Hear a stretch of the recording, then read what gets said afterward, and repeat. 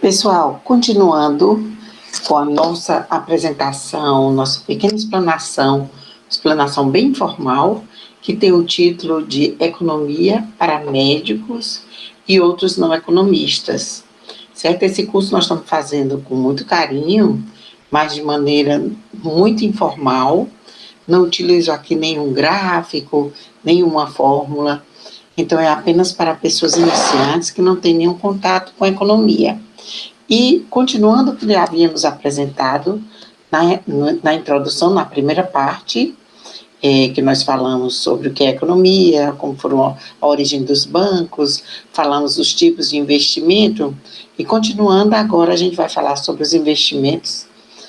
Vamos começar com os de renda fixa, o Tesouro Direto, certo? O Tesouro Direto é um investimento de compra de títulos da dívida pública federal. Você pode adquirir pelo site, você empresta ao governo, certo? E ao resgatar, então nesse caso é como se você empresta ao governo, quando você investe no título do Tesouro Direto. E ao resgatar, você recebe o valor que você investiu, mais os juros.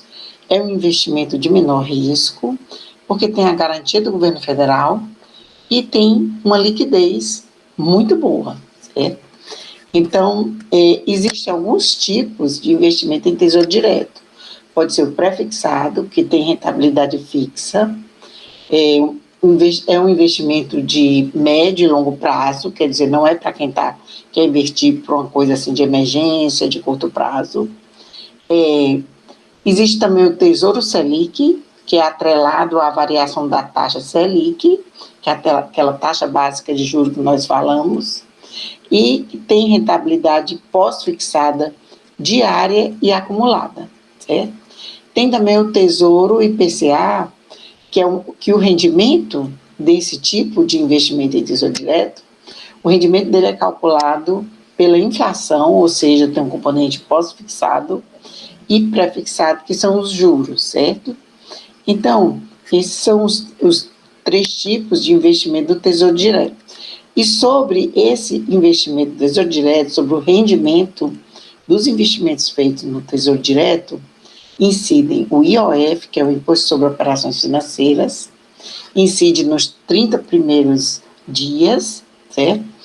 Mas a cobrança desse IOF ela é regressiva, então, quanto mais tempo você deixar investido, menor será o IOF.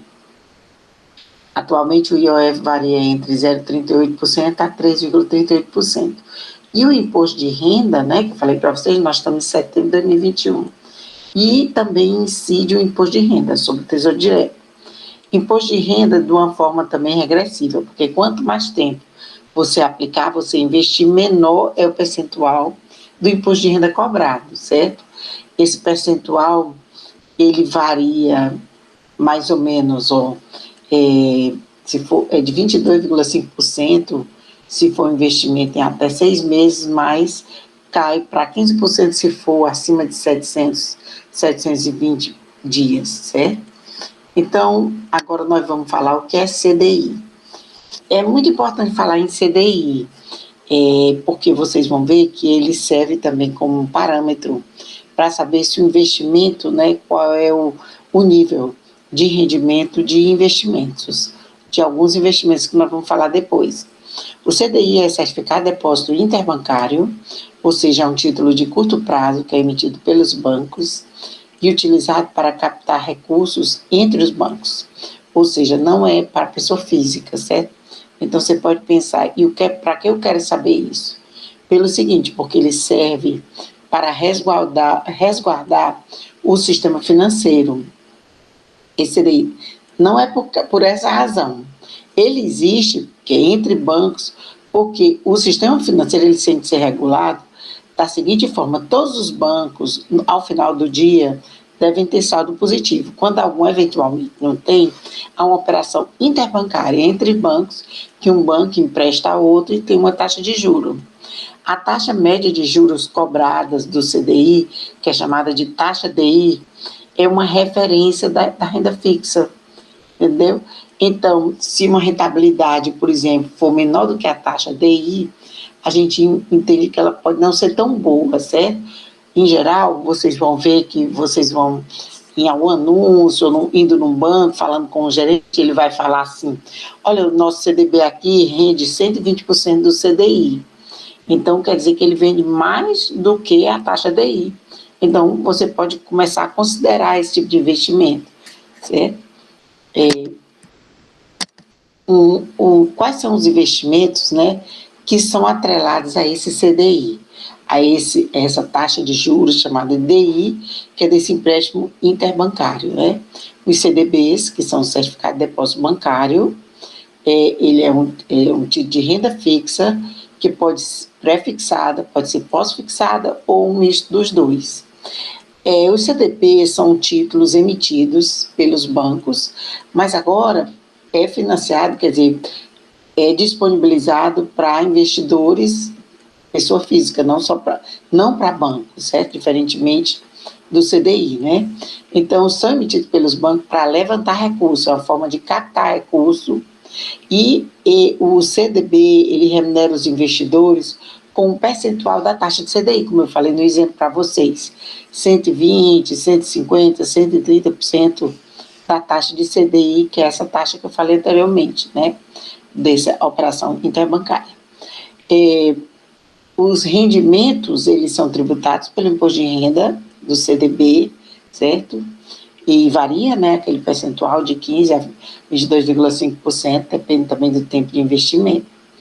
E as LCIs são letras de crédito imobiliário, tem também as LCAs, que são letras de crédito de agronegócio. Elas são bem parecidas com os CDBs, têm uma rentabilidade um pouco menor, mas em compensação não incide imposto de renda, e elas têm esses nomes porque elas são relacionadas ao setor imobiliário e setor de agronegócio, respectivamente, certo? Então, outros investimentos que são atrelados ao CDI são as debêntures, que são títulos de crédito negociados no mercado de capitais. Os títulos, eles são emitidos por empresas e têm um vencimento mais longo porque eles financiam projetos, certo? Eles remuneram os investidores com um percentual do CDI e, em geral, tem tributação do imposto de renda, mas é de forma regressiva, certo? Então, e o CRI? O CRI, Certificados Recebíveis Imobiliários, ou CRA, Certificados Recebíveis do Agronegócio, eles são isentos do imposto de renda, e você pode imaginar um caso assim, por exemplo, uma construtora, ela vendeu a prazo um imóvel, uma casa, mas acontece que essa construtora precisa do dinheiro, né, no momento. Então, se ela precisa agora, ele tem como antecipar isso. Os recebíveis podem virar o que seria para ser recebido ao longo do tempo pela construtora, eles podem virar o certificado de recebíveis imobiliários, o CRI, e eles são vendidos no mercado, certo? E a dívida passa a ser transferida para outro credor. Aconteceu muito isso em 2008 nos Estados Unidos, uma coisa semelhante a essa, que gerou uma bolha imobiliária, vocês com certeza ouviram falar, que deu uma grande repercussão, né? Foi considerado uma época de grande preocupação e que teve consequências muito negativas para a economia, não só dos Estados Unidos, como de vários países, né? Então, agora pense bem, você deve pensar, quando você vai investir, se o investimento for atrelado à taxa do CDI, você não pode só pensar quanto é a taxa, quantos por cento. Você tem que imaginar, você tem que pensar primeiro quais as suas possibilidades, quais são as suas possibilidades. Você tem que ver a carência, quanto tempo você deve deixar na instituição financeira investida. Você tem que ver se tem um fundo garantidor, porque mesmo não sendo um banco tradicional, se tiver um fundo garantidor, significa que os seus recursos, a sua remuneração vai ser honrada, certo? É importante também você observar qual é o investimento máximo, porque se o investimento máximo for, por exemplo, 5 mil, não é interessante em parte, né? Mas se for muito vantajoso, por exemplo, o percentual de remuneração for muito maior do que o CDI, mas você só puder investir 5 mil, então talvez para você você vai ter que ir atrás de outros investimentos. Também é bom ver o tempo de resgate, ou seja, quanto tempo você tem que avisar antes para você resgatar, certo? Hoje em dia, eu tive uma situação comigo, com esse fundo multimercado, né, que é o título de renda variável, em que eu precisei de dinheiro, mandei resgatar, e eles, em geral, dizem que é no dia D+5. Acontece que o dia D+5 chegou e eu não consegui, certo? Houve uma falha no banco. Então, você tem que observar isso, porque se você precisar, com rapidez, não é rápido, em geral demora vários dias, e se você tem que observar como é que está a sua situação.